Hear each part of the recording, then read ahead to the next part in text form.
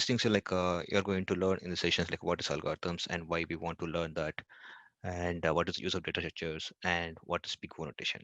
These three are like very important topics in the software industry, anyone to join like as a programmer.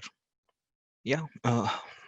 One question like why to study algorithms and data structures? Like yeah, to solve the real world complex problems. Like we have a lot of problems which not yet solved. Still, people are searching, researching. They're doing PhDs to solve these problems. So we need to learn the algorithms, existing algorithms and data structures, to come up with new solutions and to decide on the hardware requirements. Uh, why it is required. So without knowing algorithms and data structures, we can't choose the hardware. Like what CPU, what RAM, what uh, processor is required to run some machine learning algorithm or AI technology. All these things are very important. And last point, like to crack the interviews in product-based companies. If you see the top big four companies, Amazon, Google, Facebook, the interview process only concentrate on the algorithms and data structures. And what is algorithm?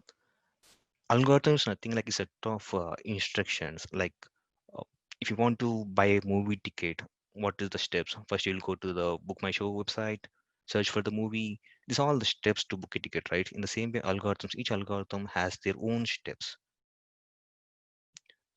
So this can be like a simple steps like multiplying two numbers, or like very complex operations like just playing a compressed video, playing a video game, or developing a video game. Yes.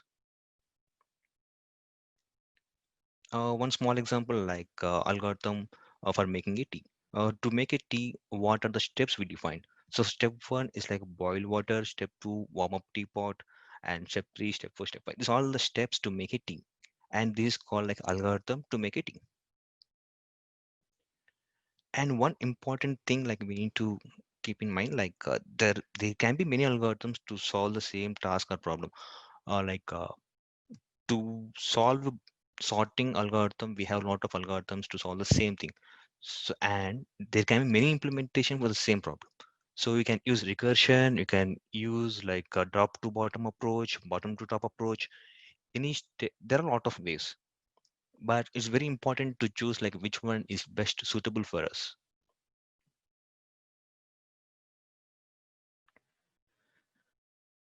Like there are the few algorithms I listed in the document. Like search algorithms, we have linear search, binary search, and for sorting, bubble sort, merge sort, quick sort. For sorting, like we have a lot of algorithms. When I search like linear and binary search,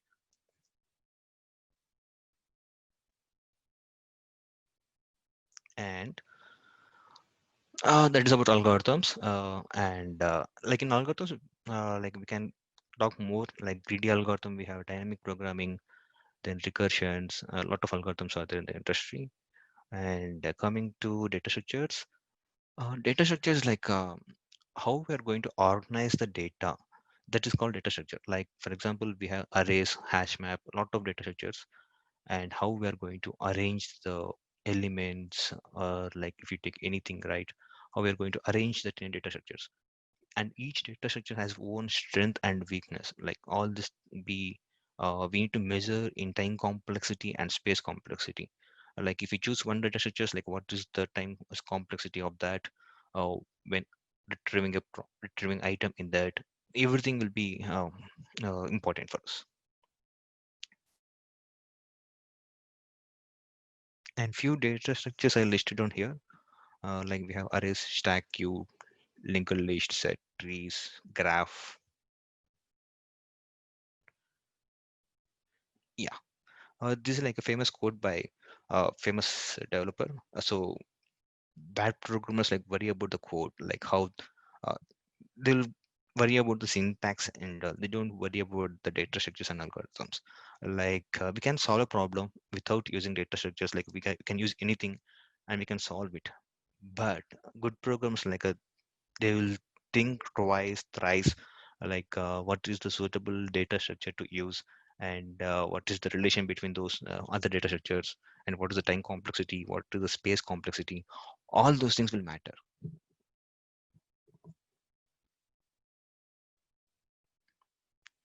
Yeah, that is like about brief description about the algorithms and data structures. And coming back to the big O notation. Like in algorithms and data structures, the big O notation is like a important topic. Uh, so this will decide what algorithm, like how the algorithm is performing. And these, we always measure in the worst case scenarios. Like we have best case scenario, average case scenario, but we always look into the worst case scenario. Yeah. Like to measure any algorithm, like we need to consider two things, like time complexity and space complexity. Like how much time it's taking to process the entire algorithms, like steps. For example, like if you want to add two numbers, how much time it's taking to add two numbers in this CPU. Actually, this CPU is not coming to this picture. It's like independent of hardware. It's just like algorithm, how much time it's taking. And space complexity, like to solve the any algorithm, like how much time, how much space we are taking, extra space we are taking to solve the problem. Yeah, in simple steps, like in simple terms, uh, uh, how the big O notation is suitable in the real world is like to measure like any liquid, like we'll use liters, right? And for kilogram, and for to measure any weight, we'll take like a kilograms, milligrams, those things. And to see how the car is performing, like we'll check the mileage. So mileage is one of the measurement. So in the same way, big O notation is like one of the measurement. No, not one of the only um, measurement to check the performance of the algorithm.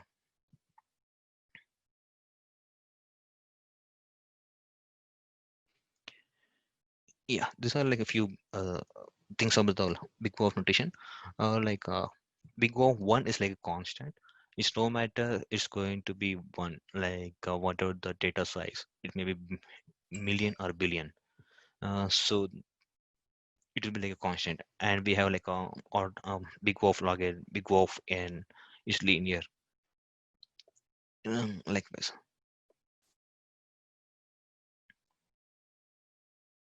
Yeah, this graph will show like the big O notation, like how the performance. If you see the big O of one, it's like a below one.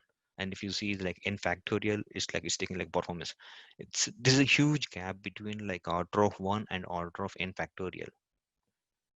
So this all like how we are going to uh, calculating is very important. Like what algorithm we are going to use, what data structures we are going to solve a problem. Is everything like very important.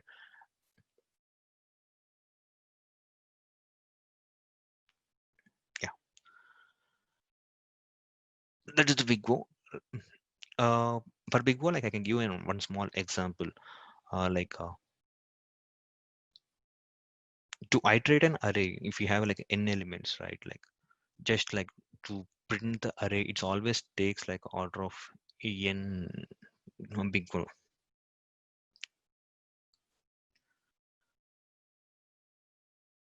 And the arrays, coming back to arrays, like arrays is one of the data structures, and arrays is like continuous memory blocks in memory. Like every element occupies the same amount of space in the memory. Yeah. Uh, if you see about the arrays, right, like it's like in computer, in hard disk, it will store the elements in continuous memory blocks. Since like we are using Java here, we don't use like a address or something. Just we'll use the index to iterate array. Whereas in C, like we need to have the pointers, everything. But that's things are not there in Java.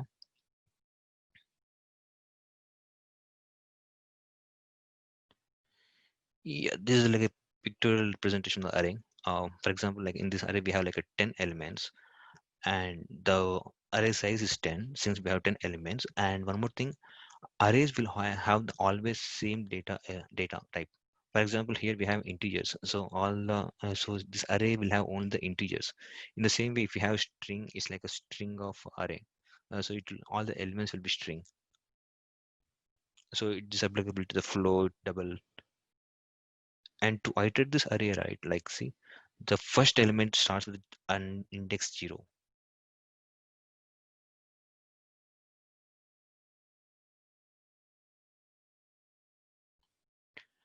Yeah, this is like a pseudocode for to iterate an array. So in Java, like to initialize array, we need to pass the fixed length, like how much length it's going to occupy. And here, like the first two lines, just we are initializing the array in two elements.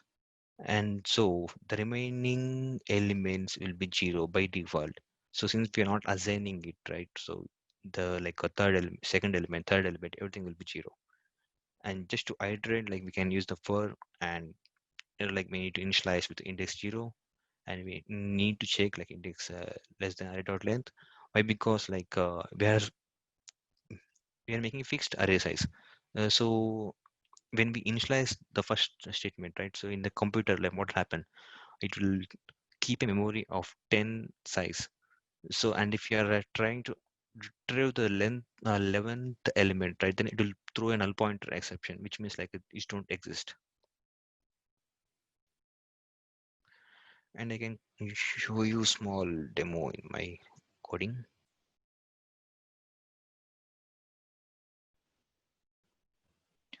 Hope you guys are seeing the ID. Yeah. Yeah.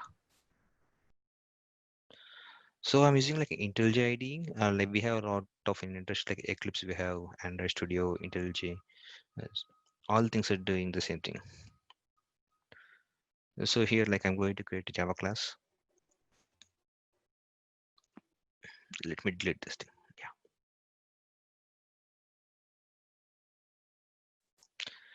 So in Java, like all the class names should be the first character should be caps. And to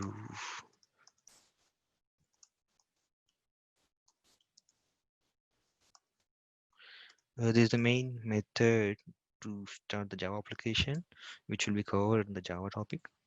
So we don't bother about that. Yeah. To initialize array, right? So we need to define like what data structure, like what elements are going to store in the array. So if it is int, like yeah, int, then we need to give the square brackets in the sense like continuous memory blocks, and we can have the new variable name, then new int. We can have like a fixed size of 3. So this means like we are going to create a 3 length array. In the same way, like if you want to create a like character array, right? So we need to define the data structure. Char square brackets means like continuous memory locations. Char array, new char one.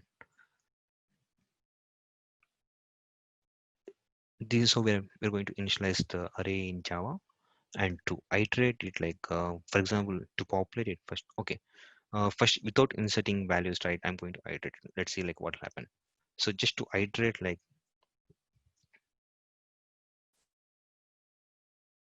so inside what will happen, like it will create like a by default all the values, all the elements will be initialized to 0 since it's like int.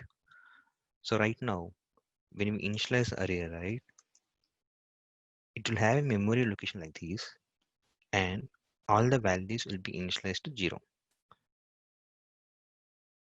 We can reassign the values by using the index. So for the first element, like I initialize with the 10, and the second element I'm going to initialize with the 20. And to iterate, like we need to use the for loop. We can use like a for each, for while, do while. Lot of loops are there. Int.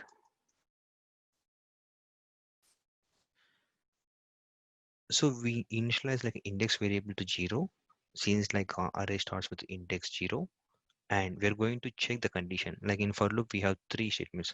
One is initialization, second one is condition, and third one is like increment.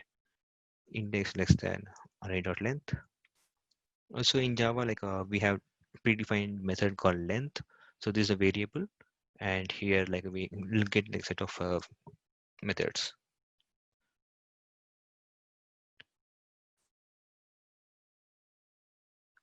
Index plus plus.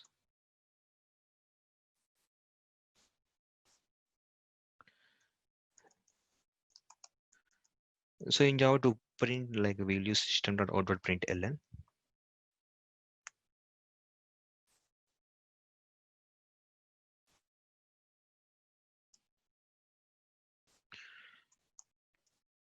So this for loop, how it's going to execute.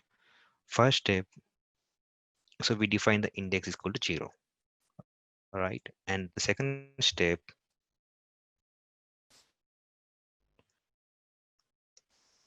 we check the condition whether index is less than array dot length. So this is converted to like index is 0 and less than array dot length is 3. So this is true. So now the condition satisfy here. So it will enter into the for loop. So step 3. Here like we are printing the value. What we are printing? Array of index. Array of index. So this will convert to what is the value of index is 0. So 0. So this should has to be print 10. And now in step 4, in for loop, like we have only one statement to execute. So once the execution of the statement completed, it will go to the third one, like increment part, step 4. So here we are making like a incrementing the index to plus 1.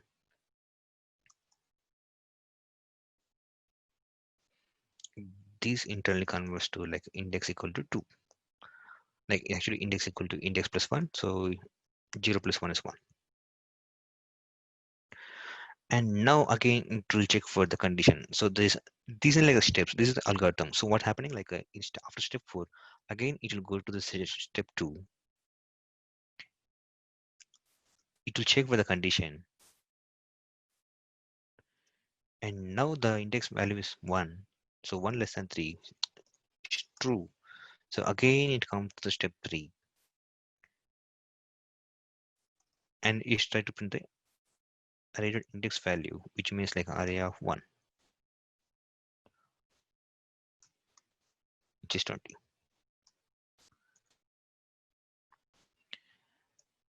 Again the step 4 will repeat.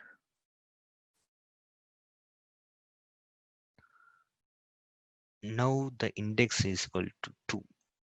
The previous value is 1, so 1 plus 1, 2. In the step 2 again will be executed. Here is like 2 less than 3. It's always true. Then we are printing array of second index. So again it will go to the step 4 in the for loop. Now the index will be 3. And here if you see at the step 2, 3 less than 3, which is false. So it won't go inside the for loop. It will come out from the for loop, and that's all. So just like we can run it and we can see it console. Like what we're thinking, like it will print like 10, 20, and here, no, yeah, this is 0. Why? Because like we didn't initialize the third element. Yeah, if you see it's like 10, 20, 0. See it's like it's printing without space. Like we can add few spaces so to see the value. Yeah, here we go. Like we initialize the first element with 10 and second element with 20 and third element we didn't initialize. So the data type is int. So by default it took like 0. And if the data type is double, it will take like 0 0.0 is the default value.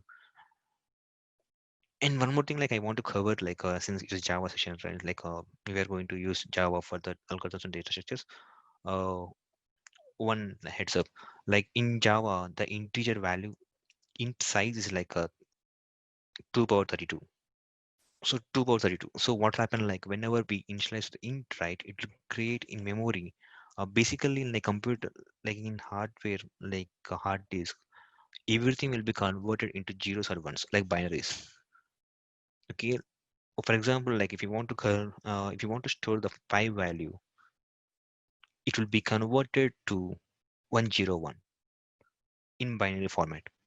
In the same way, like 4 will be converted to 010, which means like 2 power 0 plus 2 power 0 into 1 plus 2 power 1 into 0 plus 2 power 2, which indirectly will going to convert like 4 plus 0 plus 1, which is 5. So what's happening like in Java, like if you give like a int some value index, for example, here we are using index equal to 0, right? So for the index variable in the hardware, it's going to create a 32 size, 32 array, and the value is going to store in the binary format. So if anyone asks like what is the maximum size of integer array, like how many elements we can store in an int array, that is the question, like in Java any language. So what the question is like how many elements we can store, maximum elements to store in an array. So here like we are using the size of the index, like in array, index is the important. Using index will iterate, and the index is the integer. So we can store maximum values like I power 32, 2 power 32. Max values we can store in any array is 2 power 32. Yeah, in PPT, like I'm going next topic is like linear search. For that also I'm going to give the demo. Okay, so we have like array of 10 size, and we have few elements in that. For example, just I'm going to populate the array with random elements. They are not random actually. Yeah, cool. So now we have a array of size 10 with elements 10, 20, 30, 40, and these size is 10. So length of the array is 10. And now in linear search, uh, the search term is like we need to search something in the data structure. Here the data structure is array. So we want to find the element in the data structure array.